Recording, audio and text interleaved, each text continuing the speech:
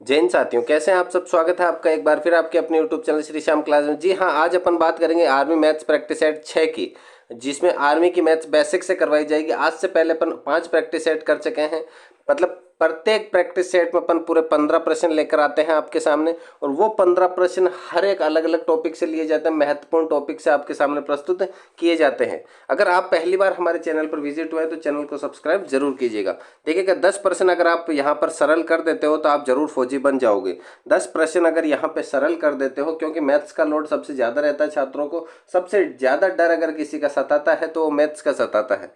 लेकिन आपको बताना चाहूँगा, मैथ्स अपने जो आएगी केवल और केवल क्या आएगी, अपने 10th लेवल तक की मैथ्स है, तो ज़्यादा लोड लेना नहीं है। 10th लेवल तक की जो मैथ्स है उसी के हिसाब से आपको तैयारी करनी है। और आर्मी नोट्स के लिए आप संपर्क कर सकते हैं इन नंबरों पे, आर्मी के नोट्स आपको उपलब्ध करवा दिए जाएंगे। देखिए आज के प्रश्न क्लास, पहला प्रश्न शुरू करते हैं। आर्मी मैथ्स प्रैक्टिस सेट अपने 06 है ये। 5 प्रैक्टिस सेट आज से पहले हो चुके हैं, तो आपको अगर पाँचों प्रैक्टिस सेट देखने तो आप वहाँ जा करके देख सकते हैं। सबसे सिंपल सा सवाल है, सॉरी, 2/3 प्लस 5/3 प्लस 8/3। सबसे पहले ऐसे क्या करेंगे, एलसीएम ले लेंगे। 3 एलसीएम लिया तो 3 का भाग 3 में गया कितनी बार, एक बार। एक को आपने 2 से मल्टीपल करा तो 2, इसी प्रकार से 3 का भाग 3 में एक बार, और 5 से मल्टीपल करा एक को तो 5, और इसी प्रकार से 8 और 5 13, 13 और 2 15, तो कितने हो गए 15/3। 15/3, 3 का भाग अगर 15 में देंगे तो कितना आ जाएगा, राइट आंसर 5। तो इसका एलसीएम लेकर करा आपने तो कितना हो गया, इसका राइट आंसर हो गया 5। तो आपको क्या करना है, वीडियो को पॉज करते हुए देखना है, और आपको ये बताना है लास्ट में कि सर हमारे कितने 15 में से इतने सवाल सही हुए। अगर 10 से ऊपर हो जाते हैं आपको, तो आप फौजी बनने की रेस में सबसे अग्रिम पंक्ति पर खड़े रहोगे। अगला है √2 क्या है। √2 परी में है, अपरी में है, प्राकृतिक है, ये इनमें से कोई नहीं है। तो देखिएगा, रूट के अंदर कोई संख्या होती है तो वो कहलाती है आपके अपरिमेय संख्या। कौन सी कहलाएगी, अपरिमेय संख्या। परिमेय संख्या होती है P/Q के रूप में, जहाँ Q नॉट इक्वल टू क्या होता है, 0। Q नॉट इक्वल टू 0, तो परिमेय नहीं होकर के क्या है, अपरिमेय। अगर ऐसा हो कि रूट में 9 आ जाए तो √9 को आप 3 लिख सकते हो, तो वो परिमेय संख्या कहलाएगी, अपरिमेय नहीं कहलाएगी। अगला है मोहन 35 दिनों में 25 टोकरियां बनाता है। 35 दिनों में कितनी टोकरियां बनाता है, 25। 35 दिनों में 25 टोकरियां बनाता है। तो अब आपको 110 टोकरियां बनाने में कितने दिन, तो देखिए पूछा क्या है, टोकरियां बनाने में। तो आप करो 25 टोकरियां बनाने में 35 दिन, तो एक टोकरी बनाने में कितने दिन लगते हैं, उसको 35/25 दिन। एक टोकरी बनाने में लगते हैं, 25 को नीचे भेज दिया, 35/25 दिन लगते हैं एक टोकरी बनाने में। इसने पूछा 110 टोकरी, तो 110 टोकरियों को गुणा कर दो आप किससे, 35/25 से। 35/25 से 25, 5 से काटा 7 बार, 5 से काटा 5 बार, 5 से काटा इसको 22 बार, तो 22 × 7 करा, 7 दूनी 14 का 4, हंसी लगी 1, 7 दूनी 14 और 1 15। तो कितनी टोकरियां बन जाएगी, 110 टोकरियां बनाने में कितने दिन लगेंगे, 154 दिन लग जाएंगे। करा क्या अपन ने, एक टोकरी का निकाल लिया, एक टोकरी को 110 से मल्टीपल कर दिया। अगला है कोण ABC में, कोण A बराबर क्या है, 65 डिग्री। ये कोण कितने का है, 65 डिग्री का है, और ये 65 है, तो कोण A और B बराबर है, ये कोण भी कितने का हो गया, 65 डिग्री का हो गया। तो इसने पूछा कोण ACD, ये वाला कोण पूछा है इसने, बाहर वाला कोण। तो अपने को पता है त्रिभुज के तीनों कोणों का योग कितना होता है, 180 होता है। तो ये 65 है, ये भी 65 है, तो 65 और 65 कितने हो गए, 130। 130 हो गए, तो बाकी ये वाला जो C है, ये कोण कितने का हो गया अपने पास, अपने आप कितने का रह गया, ये 50 डिग्री का रह गया।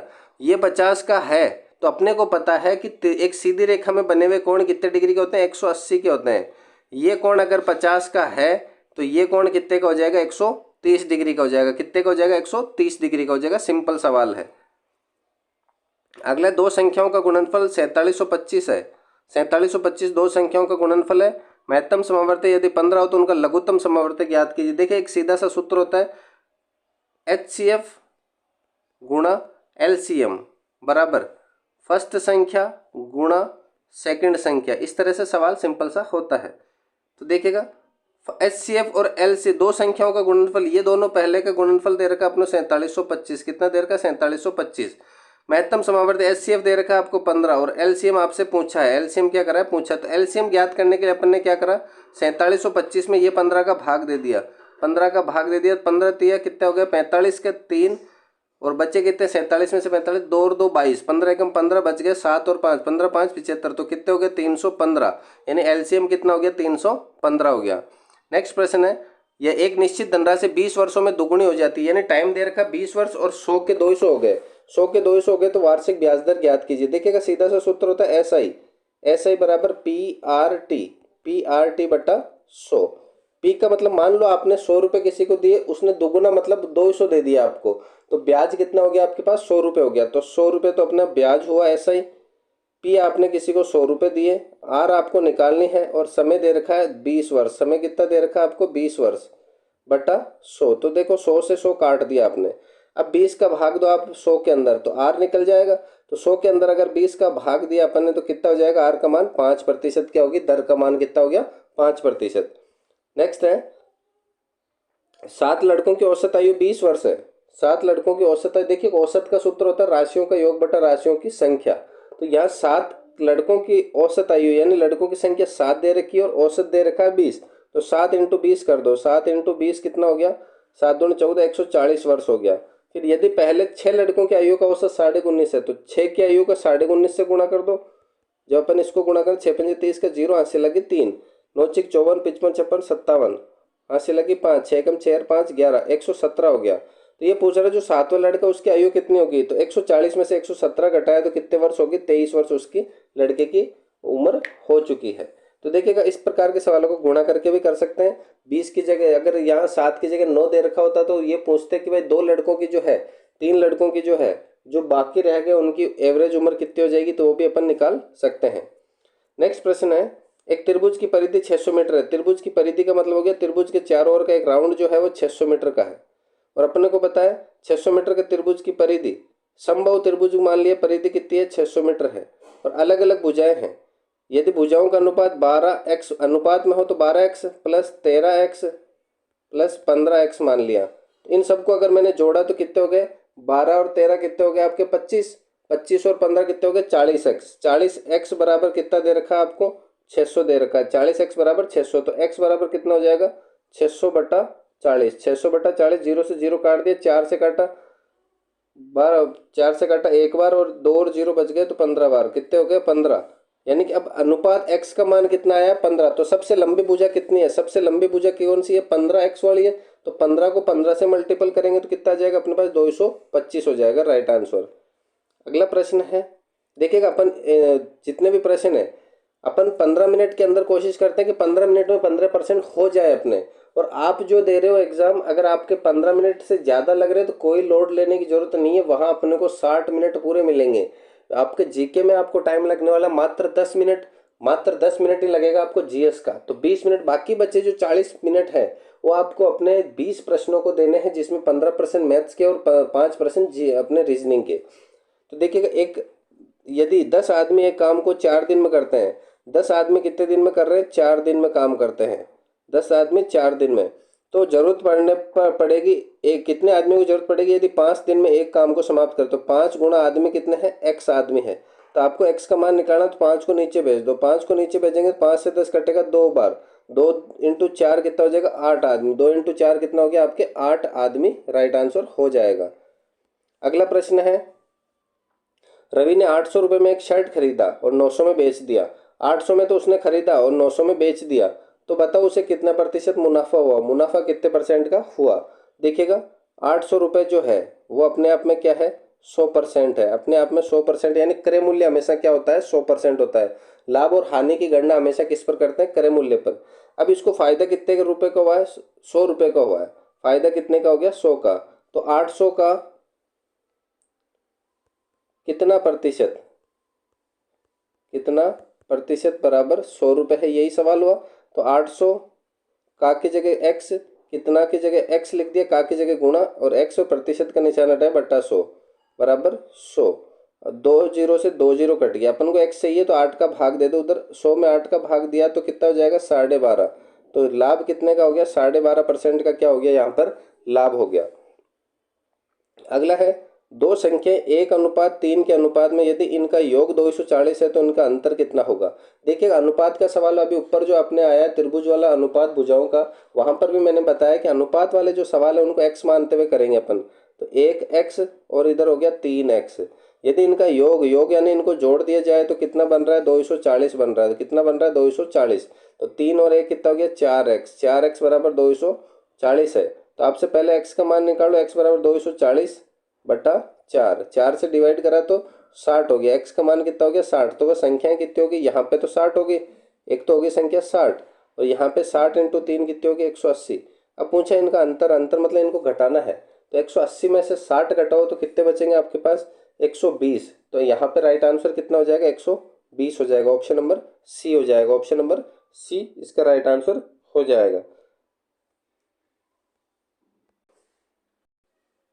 अगले प्रश्न की तरफ चले अपन। वह राशि ज्ञात कीजिए जिस पर 14% वार्षिक दर से 2 वर्ष में 126 का साधारण ब्याज प्राप्त हो जाए। अपने को राशि नहीं पता लेकिन साधारण ब्याज पता है 126। तो सूत्र होता है PRSI बराबर PRT बटा 100। तो अपने को P नहीं पता लेकिन SI दे रखा है 126, P नहीं पता अपन को, लेकिन R दे रखा है 14%, R लिखा 14 और समय दे रखा है 2 वर्ष, बटा कर दिया अपन ने 100। तो जो कट रहा है काट दो, नहीं कट रहा तो अपन क्या करेंगे मल्टीपल कर देंगे। तो P चाहिए अपन को, P बराबर कितना हो जाएगा अपने पास 126 और ये 100 ऊपर की तरफ गुणा हो जाएगा तो 126 गुणा 100 और ये 14 बट्टा 2 क्या आ जाएगा 14 × 2 नीचे की तरफ 14 × 2। 14 से काटा अपन ने कितनी बार जाएगा लगभग लगभग ये चला गया 9 बार। 2 से 100 को काटा 50 बार, 50 × 9 कितना हो गया 450। तो वो रुपए कितने हो गए आपके 450 रुपये आपके राइट आंसर हो जाएगा। अगला है निम्न को सरल कीजिए। देखिएगा जब भी इस प्रकार के प्रश्न हो तो आपको क्या करना है सीधा सीधा मल्टीपल कर देना है अंदर की तरफ। x को x² से करा तो क्या हो गया x³, x को -x से करा तो क्या हो गया -x²। इसी प्रकार जब x को 1 के साथ करा तो क्या हो गया केवल x प्लस का। अगले 1 को अब 3 बार गुणा करना, 1 को x² के साथ करा तो प्लस का x², 1 को -x से करा तो माइनस का x, 1 को 1 से करा तो 1 का 1। अब देखिए x² से x² कट गया प्लस माइनस का, प्लस के x से माइनस का x कट गया तो बचा क्या x³ + 1। तो राइट आंसर हो जाएगा ऑप्शन नंबर P। एक सवाल बीजीय व्यंजक का आने वाला है जिसके अंदर हो सके तो बनती कोशिश आपसे गुणनखंड ही पूछे जाएंगे। अगला है एक वर्ताकार बेलन की ऊंचाई 15 सेंटीमीटर है, इसके आधार की त्रिज्या 7 सेमी है, तो इसका आयतन ज्ञात कीजिए। तो देखिएगा बेलन होता है, अब बेलन का अपन को आयतन का सूत्र नहीं पता, तो आयतन का सूत्र अगर आपको चाहिए कि किस प्रकार से अपन आयतन के सूत्र निकालें वगैरह याद करने की जरूरत नहीं हो तो आप कमेंट कीजिएगा, वैसा ही कि वैसी एक क्लास आपको उपलब्ध करवा दी जाएगी जिसमें सिर्फ और सिर्फ आपको चित्र बनाकर कैसे सूत्र व्युत्पन्न करने हैं वो बताया जाएगा। जैसे ये चित्र बनाया अपन ने बेलन का, अब बेलन का नीचे वाला हिस्सा कैसा है वृत्ताकार है, तो अपन ने वृत्त का सूत्र लिख दिया, वृत्त का क्षेत्रफल का πr²। अब इसमें पानी भरना है तो पानी ऊंचाई के साथ भरा जाएगा, इसमें ऊंचाई के साथ, उसमें ऊंचाई से अपन ने क्या कर दिया गुणा कर दिया πr² h कर दिया। अब यहाँ पर आयतन है क्यूब, तो अब देखिएगा बेलन की ऊंचाई है 15 सेंटीमीटर, तो ऊंचाई लिखी अपन ने h की जगह 15 और उसके आधार की त्रिज्या है 7, तो r² की जगह 7 गुणा 7 लिख दिया और पाई की जगह 22/7 कर दिया आपने। तो 7 से 7 कट गया, तो अपन ने देखा 15 × 7 × 22, 15 × 7 × 22 को जब मल्टीपल करेंगे तो कितना आ जाएगा 22 को 7 से करो 7 दूनी 14, ऐसे लगे एक 7 दूनी 14 एक 15 154, 154 को आप 15 से करो 15 चौक 60 का 0 ऐसे लगे 6, 15 5 75 6 76, 76 का 6 हासिल लगी 15 5 75, 75 6 81 का 1 है और हासिल लगी अपने 8, 15 कम 15 और 8 23, तो 2310 रुपये क्या हो गया 2310 आयतन क्या हो गया 2310 सेंटीमीटर क्यूब क्या हो जाएगा आयतन। तो देखिए सूत्र लगाया πr² h का, और πr² कैसे बनाया कि एक बेलन है, बेलन का नीचे वाला हिस्सा वर्ताकार होता है और आयतन का मतलब इसमें कितना पानी वगैरह आ सकता है, तो ऊंचाई के समानांतर हो जाएगा। अंतिम प्रश्न है जो आपको करना है, आपके लिए मैं ये प्रश्न छोड़ रहा हूँ। समपूरक कोण क्या होते हैं, देखिएगा पूरक का मैं बता देता हूँ। एक कोण होता है पूरक, पूरक का मतलब होता है वह कोण जिनका योग कितना हो जाए 90 डिग्री। एक होता है संपूर्ण कोण, संपूर्ण कोण, संपूर्ण का मतलब होता है 360 डिग्री योग होना चाहिए। एक होता है आपके सरल कोण, सरल कोण का मतलब भी कितना होता है 180 डिग्री। तो यहाँ संपूरक पूछा है तो संपूरक का आपको बताना है और इसका राइट आंसर क्या हो जाएगा वो आपको कमेंट करना है।